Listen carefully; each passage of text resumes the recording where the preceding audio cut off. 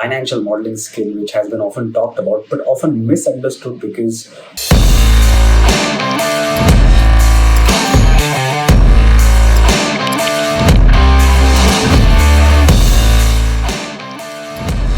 Hi guys and welcome to MentorBe's YouTube channel. My name is Alan Arun and I'm a CFA charter holder and the founder of MentorB Careers. And today we're going to be talking about this financial modeling skill which has been often talked about but often misunderstood because of the kind of flamboyance it carries. So I'm going to just break this down. It's going to be a very short video, so let's try to dive into what exactly we're going to be covering. Okay, so we're going to start with what really is financial modeling, and I'm not going to bore you with the details. I'm going to just get right to it on what is the exact reason why this financial modeling skill is important for you to learn. Okay, I'm going to follow that up with the real reason why you should be learning financial modeling. Okay, and the answer is not just going to be about getting into investment banking research, because that is not always the reason why you should be learning this skill, right? The third is I'm going to talk about the truth about certification. There's a lot of discussion on these high-end, very expensive certification, and also some domestic names in India which has often been misunderstood. Then I'm going to talk about the real outcome that you should be looking in any way, however you learn financial modeling, whether you learn it in an institute or whether you learn it with with some books that you follow up, or maybe if you just are looking at some free videos.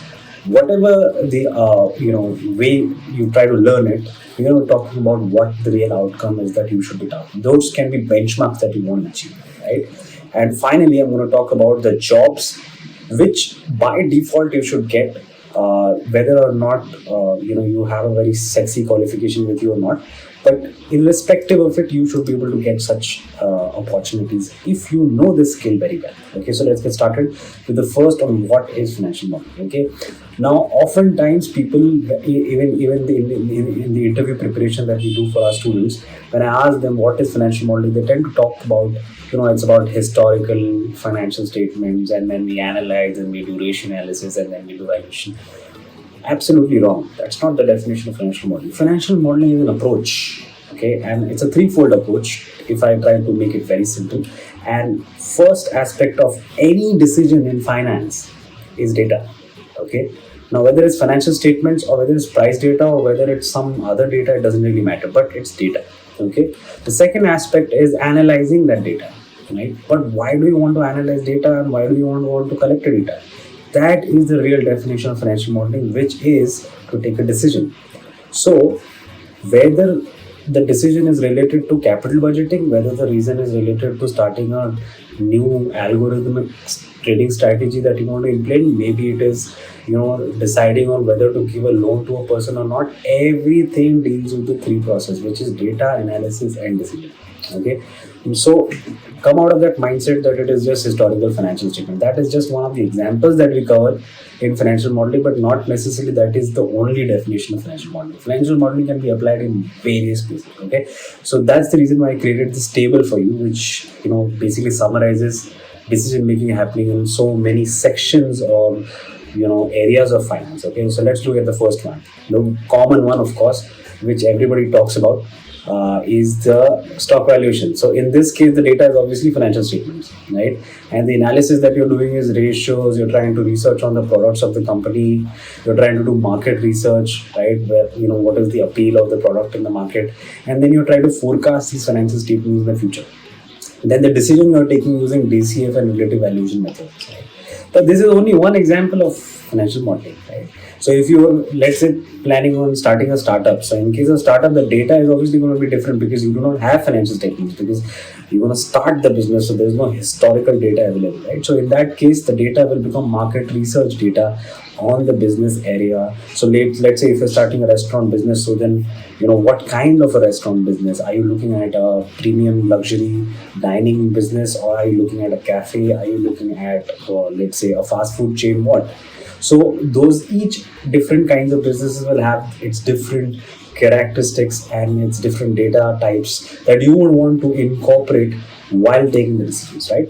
So that's where the information will come, and using this information, now you will make some assumption of the future or financial statements of the future, right? And then The decision here is not based on DCF and relative, but instead you use something called as internal rate of return and NPV.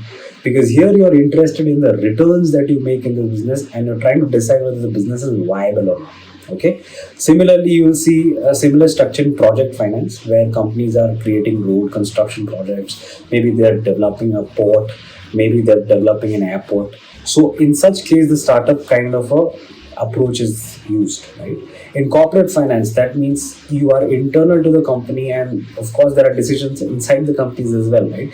But of course the data becomes different because you have more of employee salary data, you have products data, you have overhead cost data, and using this cost data, maybe you want to optimize the business, maybe you want to optimize the profitability, maybe you want to increase the EBITDA margin of the business. So again, here also, budgeting and forecasting requires financial modeling, and the decision making criteria is obviously profitability.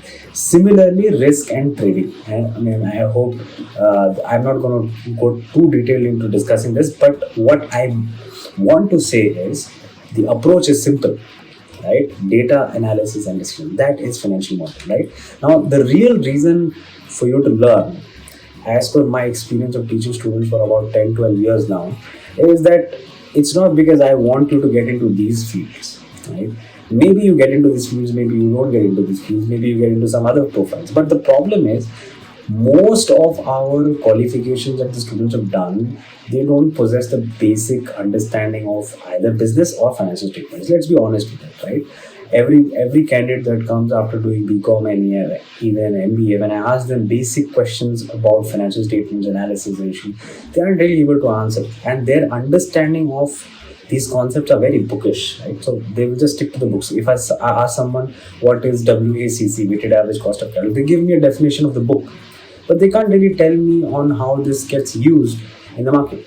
So just to break this, just to make your whatever qualification you've done practical, that's the reason why you should learn financial modeling. Because otherwise, whether or not you get into these premium jobs that I spoke about, even the basic job in finance you will not be able to get. Right. Second is, basic knowledge of business and finance is missing with every candidate. Right. Everybody has got fixated with their perception about these concepts, that probably these concepts never get used in real life, right? For example, if I ask even a CFA candidate on what is operating leverage in real business decision making, or let's say if we were evaluating a stock, how would operating leverage come into picture? Nobody can really answer this because nobody has done it. It's not their fault, because none of our educational curriculum, whichever we have referred, is practical.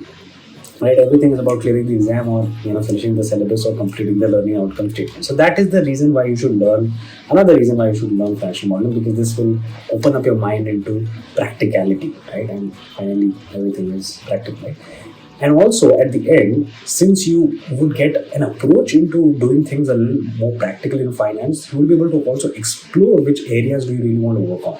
Right? Finance is a very vast field. It's not fixed to just equity research and investment banking. It's so huge that there might be roles which even probably I have not heard about, right? So it will develop you, it will at least give you a direction on which area you should, where you perform well, and probably will give you a direction on where you can approach your career and your qualifications in the future, right? So that's the third reason why you should be doing financial modeling, not just investment banking. The truth about certifications. Okay, now this is where I think the whole education market has gone bonkers, because there is really no reason, or there is no real value of any named certification. Trust me, because we do placements for students, and we've been working with recruiters for quite some time now. And nobody really cares about whether your certification is from NSC or whether it's from some, abroad body. What they really want to know is whether you are able to prove that skill in the assessment which they provide you at the start of the interview. Right? Period. That's it. So there is no certification value. Trust me, and I'm upfront saying it's okay to have a certification, but obsessing about the name of the certification and then spending thousands of dollars on it is really not going to add any value to you, because it's a skill. It's not a qualification. If it was a qualification, I would have said that yes, CFA is good and FRM is good, or a premium MBA from a top tier MBA college is good, but it's a certification. It's a skill. So skills have to be proven. You can't really prove it with a certificate, right?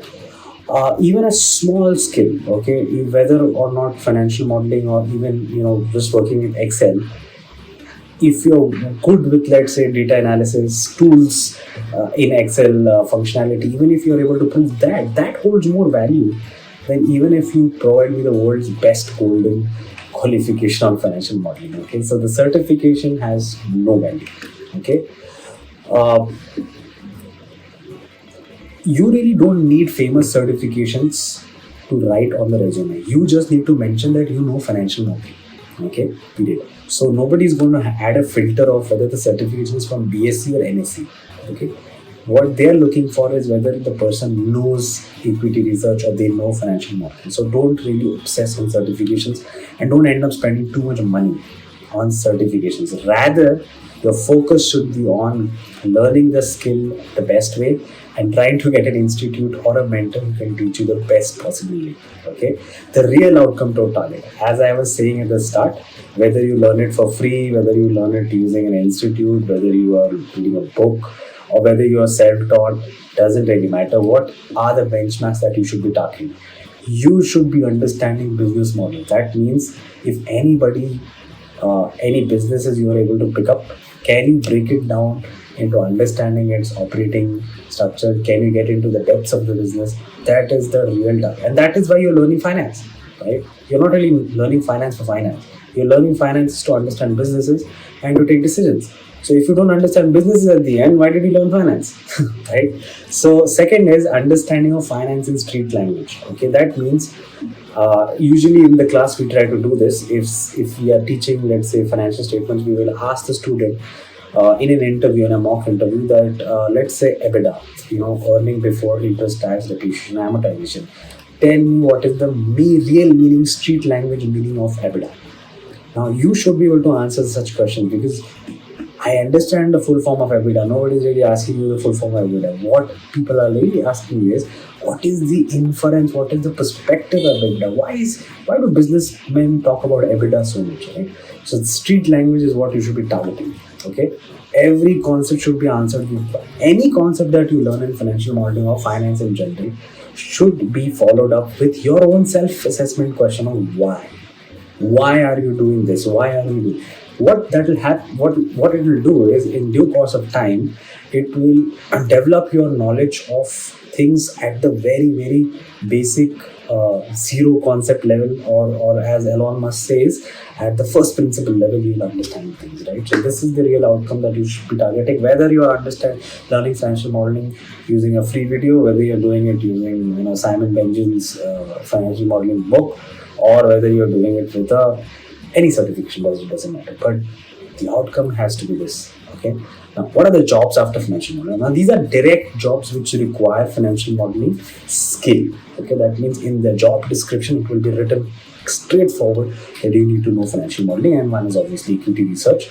Second is obviously financial planning, which is corporate finance job.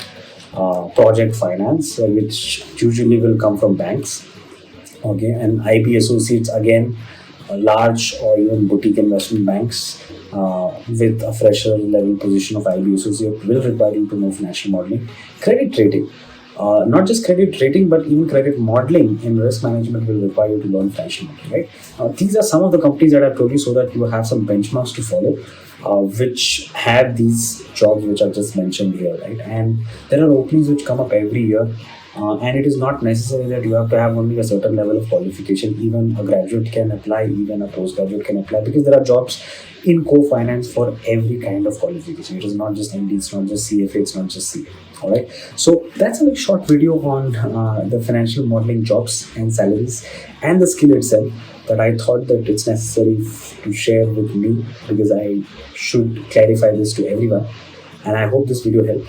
And if you really like our videos, then subscribe to our channel, and I'll see you again with another video next week. Bye.